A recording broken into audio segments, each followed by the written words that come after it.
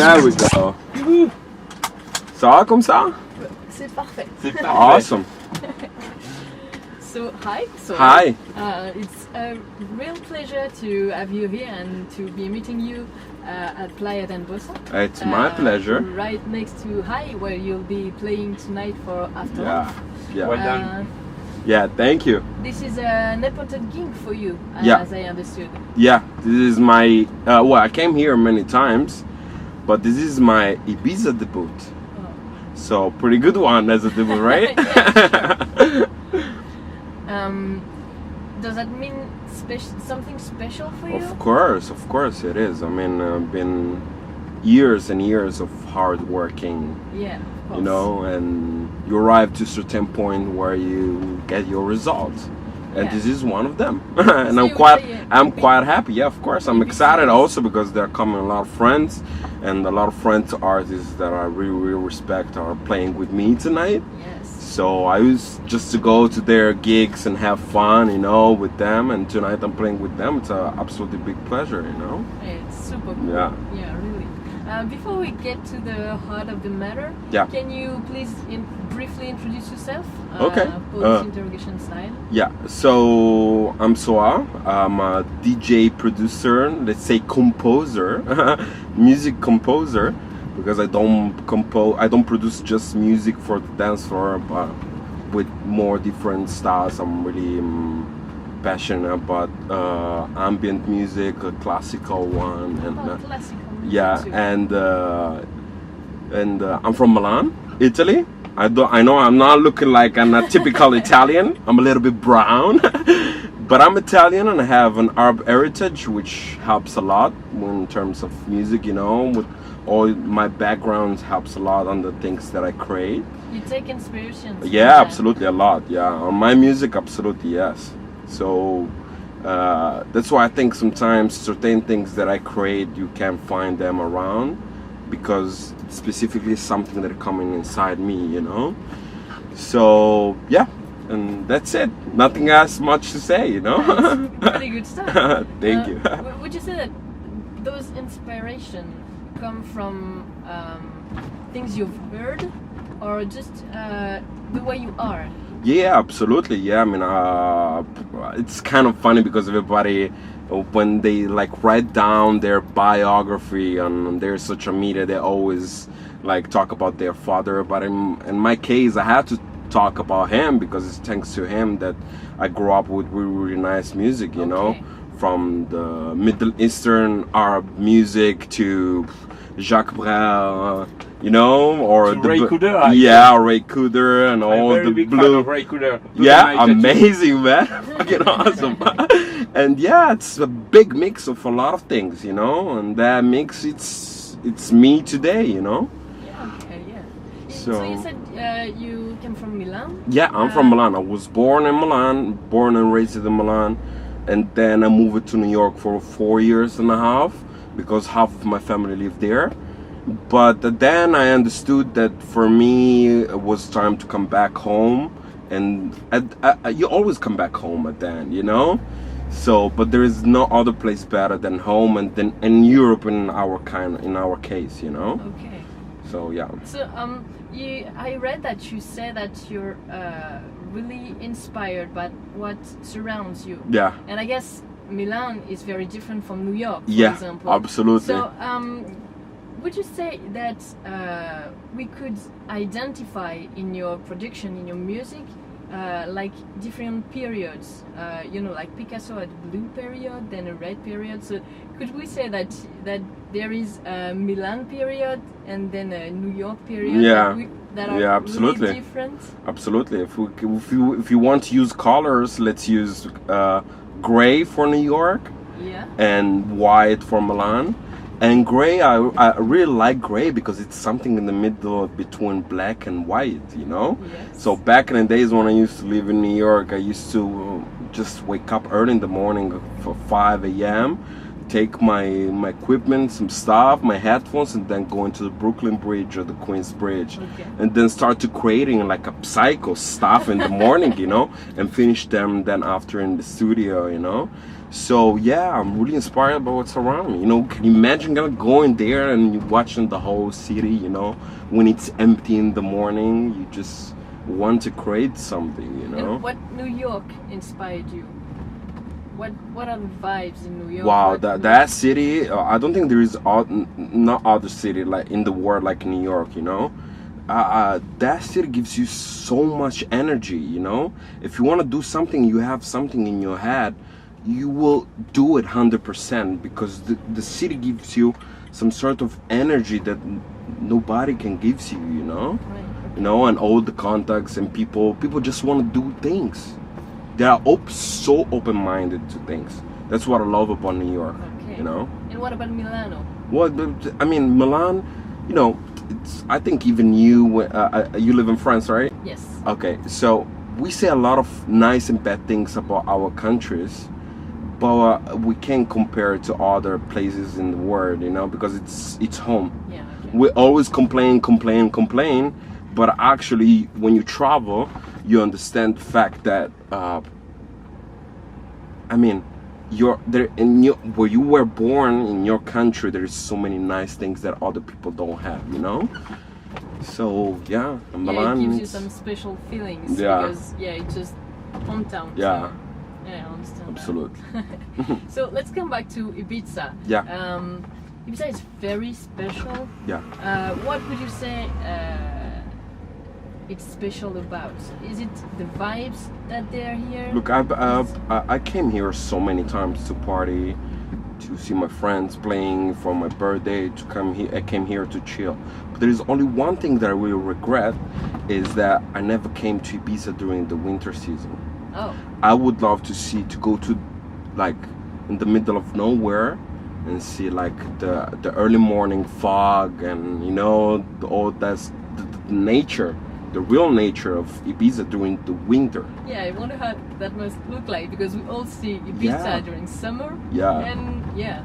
I need to do it, you know, but I'm sure if I do that and then I come back to studio, I will have so many ideas in my head, you know, and start to producing things that probably are not there. Definitely. Yeah, you know. And so. You said that you've been here a lot of times. Yeah, I never did the season though. I always came here for weeks and stuff like that, and always had something to do and I had to leave. Was it always for partying, or did you have time to enjoy the nature here? Yeah, I had time to enjoy. I had time to go to the beach, you know, but mostly was more for partying, you know, which is a sad thing to say.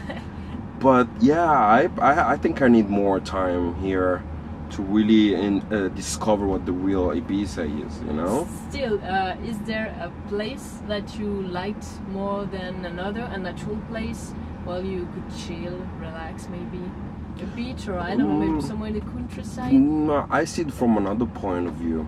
Actually, seeing all the people coming here to relax and have their holidays, but people from all over the world, you know. That's what I really respect about Ibiza, because Ibiza is for everyone, not only for the Ibiza people.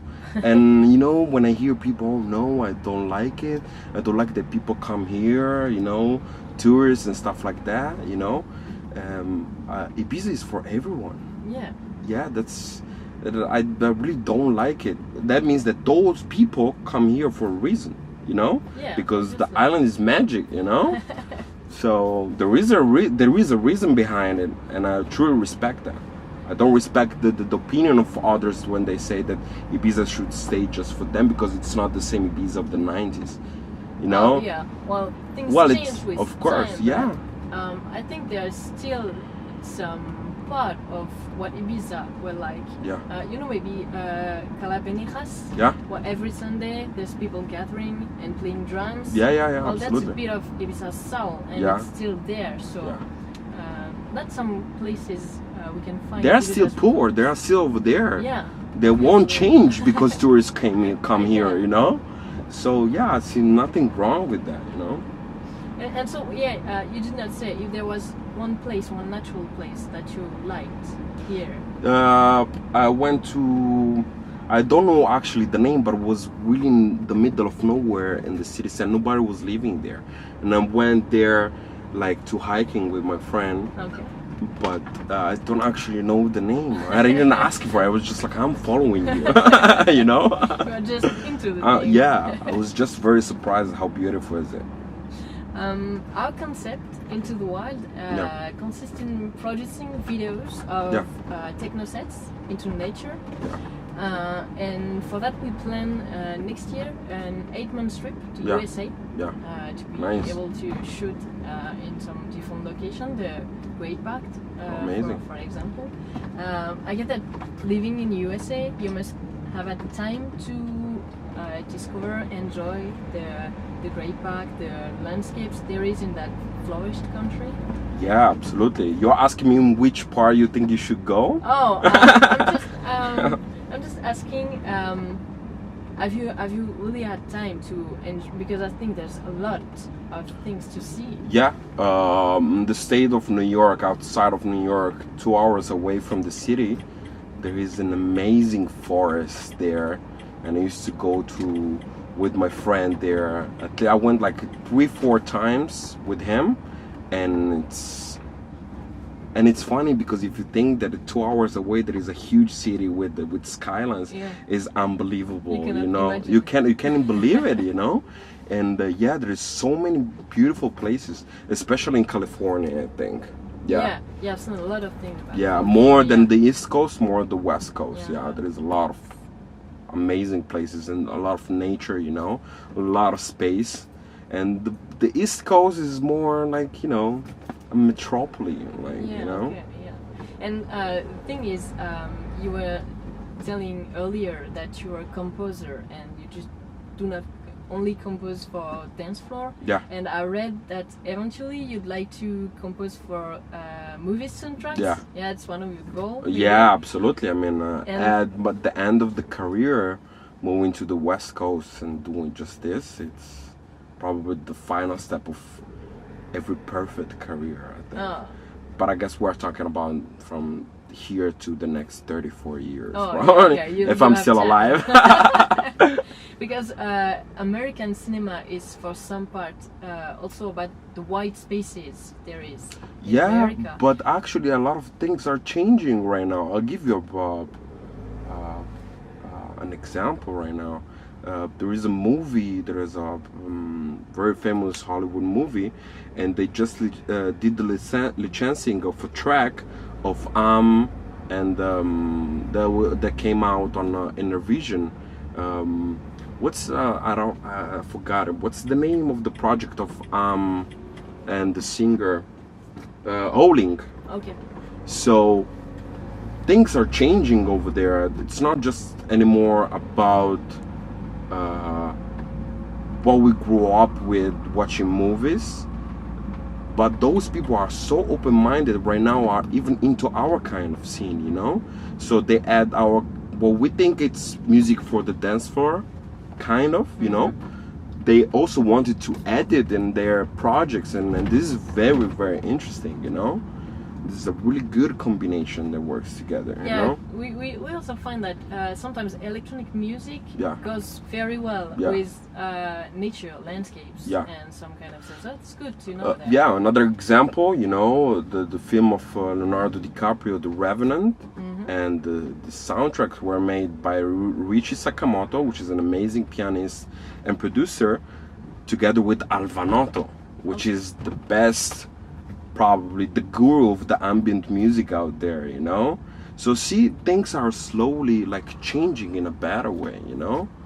So probably will be more easier than I thought in the beginning, you know. And how would you like to enlighten maybe the natural spaces in America if you had to create music for that? What would that inspire you? You mean what I need to be inspired to go to create something about her? No, what I mean is, imagine that someone is asking you to make music for shootage of landscapes in Yeah. America, white spaces. Yeah. What would you create? What would that inspire you?